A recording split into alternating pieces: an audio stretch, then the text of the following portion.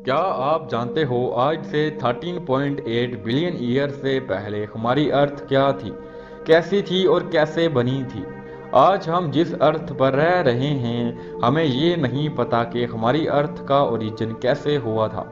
मेरी वीडियो में एक बार फिर से खुशआमदीद नाजरीन। आज हम जिस बारे में बात करने जा रहे हैं वो हमारी ही अर्थ है। हमारी अर्थ का ओरिजिन कैसे हुआ था। आज से तकरीबन 13.8 बिलियन ईयर से पहले हमारी अर्थ का कोई वजूद नहीं था। आपने बिग बैंग का नाम तो सुना ही होगा। हमारी अर्थ को जन्म देने वाला एक बिग बैंग ही है। आखिर ये बिग बैंग है क्या। आज से 13.8 बिलियन ईयर से पहले हमारी अर्थ एक छोटे से गोले में छुपी हुई थी। जब ये गोला ब्लास्ट हुआ तो इसी से सारे प्लैनेट्स बने और इन्हीं प्लैनेट्स में हमारी अर्थ भी आती है। इस गोले के ब्लास्ट होने के बाद सब कुछ ठंडा हुआ और आखिर में जाकर सब कुछ बनना शुरू हो गया। धूल जैसे दिखने वाली इस कायनात में एक फोर्स अपना काम करने लगी। उस फोर्स के चलते हर एक एटम्स आपस में जुड़ने लगे, एक दूसरे की तरफ अट्रैक्ट होने लगे। ये फोर्स कोई और फोर्स नहीं, ये है फोर्स ऑफ ग्रेविटी। शुरुआत में इस कायनात में जहां हाइड्रोजन के एटम्स एग्जिस्ट करते थे, ग्रेविटेशनल फोर्स जगह जगह इन हाइड्रोजन के एटम्स को आपस में कंप्रेस करने लगी। जिस जगह से हाइड्रोजन के एटम्स ग्रेविटेशनल फोर्स की वजह से खींचते हुए आ रहे थे, उस जगह का टेम्परेचर लाखों डिग्री सेल्सियस तक पहुंच जाता था। ये एटम्स कंप्रेस होते हुए जब एक जगह का टेम्परेचर 1 करोड़ डिग्री सेल्सियस तक पहुंच गया, तब एक प्रोसेस शुरू हो गया जिसको न्यूक्लियर फ्यूजन कहा जाता है। इस न्यूक्लियर फ्यूजन से बहुत ही ज़्यादा एनर्जी निकली और उसी टाइम ऐसा कुछ नज़र आया, हमारे स्पेस का पहला स्टार बना। इसी तरह होते हुए इस स्टार के साथ काफ़ी सारे स्टार और भी बने और कुछ सालों बाद स्पेस में करोड़ों स्टार्स बन चुके थे, जो आप रात को स्पेस में करोड़ों स्टार्स चमकते हुए देखते हो। ये स्टार्स इसी तरह हमारे स्पेस में ओरिजिन हुए थे। जब ये स्टार्स ग्रेविटेशनल फोर्स की वजह से सामने आने लगे, तब इन्होंने एक ग्रुप बनाया, उस ग्रुप में रहने लगे। इसी तरह अरबों स्टार स्पेस में नजर आने लगे और अलग अलग शेप और साइज का फॉर्मेशन हुआ।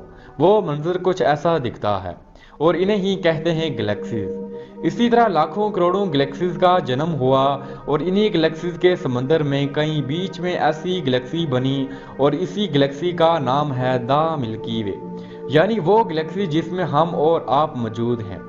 इस गैलेक्सी के अंदर खरबों स्टार्स मौजूद थे, पर डस्ट अभी भी बची हुई थी जो कि स्पेस में तैर रही थी।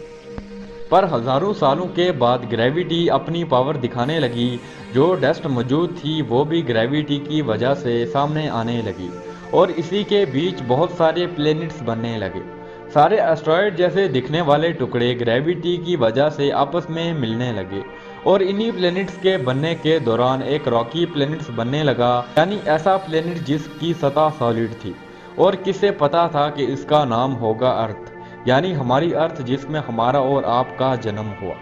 सॉलिड टुकड़े आपस में जुड़ के प्लैनेट्स तो बन गए, पर जो बचे कुचे हाइड्रोजन के एटम्स थे वो भी अब आपस में जुड़ने लगे।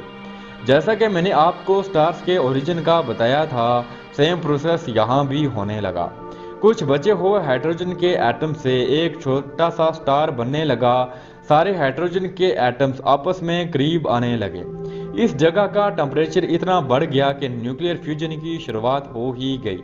एक नया स्टार जिसका नाम सन, उसका जन्म हो गया। जब ये सन बना तब इसने एक बहुत ही तेज सोलर विंड को इरप्ट किया, जिसके चलते बाकी सारे धूल के कारण सोलर सिस्टम यानी निज़ाम शमसी के बाहर चले गए और निज़ाम शमसी में वही 8 प्लैनेट्स और बाकी सैटेलाइट बच गए जो कि साइज में बड़े थे और हमारा सोलर सिस्टम वैसा बन गया जैसा हमें आज दिखता है। सोलर सिस्टम के बाहर कुछ गैस प्लैनेट बन चुके थे जैसे जुपिटर, सैटर्न्स, यूरेनियस और नेपच्यून्स, और सोलर सिस्टम के अंदर की तरफ इन रॉकी प्लैनेट्स का जन्म हो गया था जैसे मरकरी, वेनिस, मार्स और लास्ट में हमारी प्यारी अर्थ आती है जहां हम और आप रहते हैं, जहां आप इस वक्त बैठकर मेरी वीडियो देख रहे हैं। यकीनन आपको मेरी वीडियो पसंद आई होगी। वीडियो पसंद आई हो तो चैनल को सब्सक्राइब कीजिए। थैंक